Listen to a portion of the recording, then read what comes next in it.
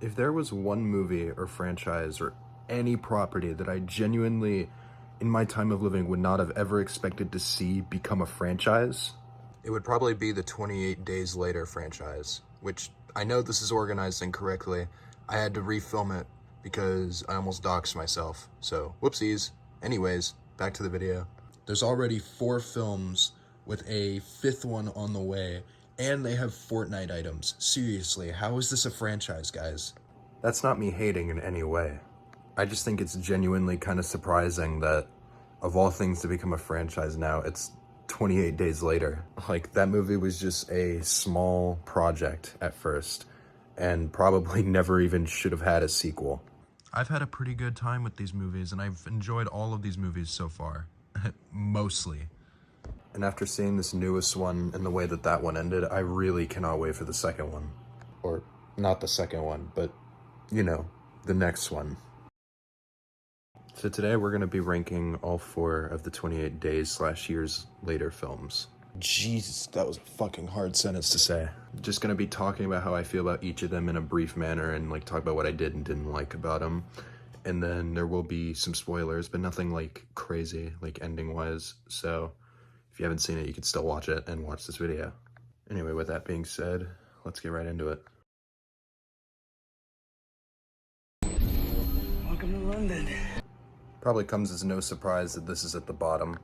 I could imagine that this is everybody's least favorite of the movies. But before I spend all this time hating on it, I do want to point out the couple of things that I do like about this movie. I said multiple things. I really only mean one thing, and that thing is the absolute acting juggernaut powerhouse that is Jeremy Renner. It's on the TV tonight. Truly revolutionary acting right there. The greatest actor to ever do it, guys. With the best part movie out of the way now, I can talk about the things I didn't like. Honestly, the characters outside of Jeremy Renner just didn't really fit at all within the story. Like, I don't know if I'm the only one who thinks that, but these characters just did not, like, cut it for me. I thought all the characters were bland and boring and generic, with the exception of Jeremy Renner. That's not even the bit talking, like, that's just how I feel. The next thing, I just don't think that this movie did a good job of following up 28 Days Later. There's some cool concepts in there, like, for sure, but it just kind of feels like it was poorly put together as a whole. I will say, the way that, like, the English government fumbles so hardly to contain it when, like, a new zombie pops up is so funny, because they could have killed the virus right there, but then it just went straight to hell. And lastly, the VFX in this movie. Oh boy. I'm just gonna play a little snippet.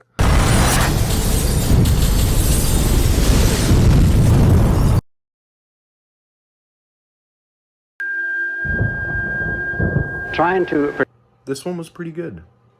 I saw it today, and it was a good viewing experience. This movie does a lot of world building, and it introduces a lot of really cool concepts into this fucked up world that they have to live in. The most interesting, of course, being what the Doctor does with the Alpha, but like I said earlier, I'm not going to get into too much spoilers with this movie or the previous movie before it. This movie was also pretty weird, but in like a good way. One key thing that was really cool was they play a lot of music that I like in this movie. And surprisingly, they all fit into the movie's atmosphere perfectly. Anyway, briefest review of them all out of the way. That's why our home is so precious. 28 Years Later is a really good movie.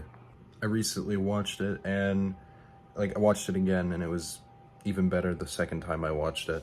I really like how it sets up this new world that is built off of the one in the first two with the virus, like, evolving. The idea of a zombie that is smarter and faster and honestly deadlier than the others is a really cool concept that I don't really see a whole lot of zombie stuff doing. The Walking Dead isn't doing it. The acting in this movie is also really, really good for the most part. Honestly, this guy wasn't even that bad of an actor. I just fucking hated his character. The coolest thing to me is that this movie, for the most part, was shot on iPhone in an attempt to replicate the the way that the first movie was filmed, but in modern times. The quality of these photos are not doing it justice, but dude, this movie is beautifully shot. And with some of these kills, it like does some really, really interesting stuff. Hello? There really isn't anything new that needs to be said about this movie that hasn't already been said. This movie really just is the perfect zombie movie, in my opinion. Everything down to the way the movie is filmed, the way it's presented, the music, the characters. It's just insanely good, especially now. Like, it's aged super well. I get zombie movies and foreign movies aren't really everybody's thing, but I seriously recommend everybody to watch this movie. This movie was really, really good. It's also really cool to see Cillian, however you pronounce his name, super young, and yeah, he's great in this. All the actors are. That's gonna do it for today. Thank you guys for watching. I don't really care if you guys enjoyed. I'm still gonna be putting them out. All right, bye.